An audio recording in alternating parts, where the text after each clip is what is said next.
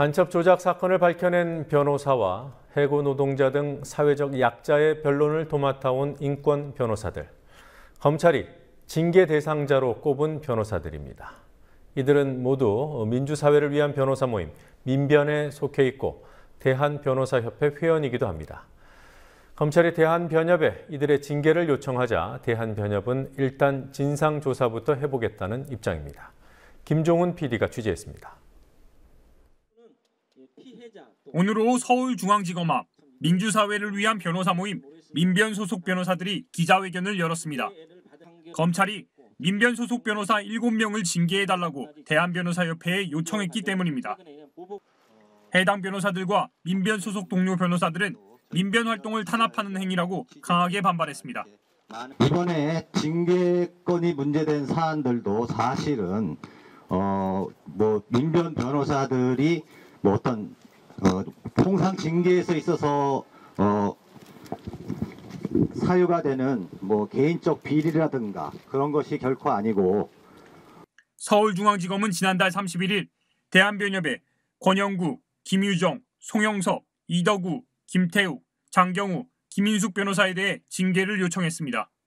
이 변호사들이 의뢰인에게 거짓 진술을 강요하거나 질서 유지에 나선 경찰관을 폭행했다는 이유였습니다. 검찰은 징계 사유가 있는 것을 발견하였을 때에는 대한변호사협회 의장에게 그 변호사에 대한 징계 개시를 신청하여야 한다는 변호사법 91조를 징계 신청 근거로 삼았습니다. 2회 이상 금고 이상의 형을 받았거나 개인 비리 등으로 품위를 손상한 경우가 아니어서 징계 대상이 안 된다는 지적이 나오지만 대한변협은 20명으로 구성된 조사위원회에서 진상조사를 하게 될 것이라고 밝혔습니다. 그건 언제쯤 될지는 제가 말씀드리기가 힘들어요. 일단 여러 가지 절차가 있기 때문에요. 기존에 있던 것들부터 처리하고 경위서도 받아야 될 거고 그런 것들이 있기 때문에 이게 언제쯤 처리된다라고 말씀드리기에는 제가 어떻게 말씀드리기엔 뭐라고 할 수가 없네요. 검찰이 징계를 요청한 변호사들은 인권 변호사로 널리 알려진 인물들입니다. 대표적인 노동인권 변호사인 권영국 변호사에 대해서는 집회 현장에서 경찰관을 폭행하고 공무집행을 방해했다고 지적했습니다.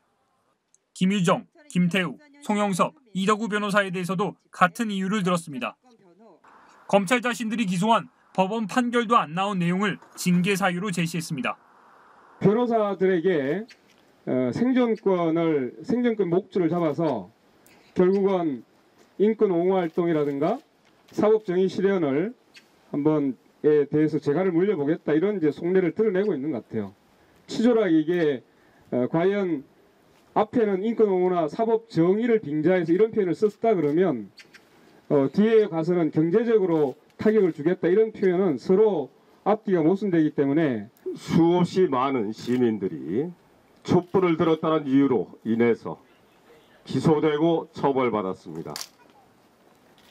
이렇게 뒤늦게나마 검찰 당국에서 저를 비롯해서 민변 회원들을 촛불의 하나로서 인정을 해서 기소도 해주시고 또 징계 청구까지 해주셔서 정말 고맙습니다.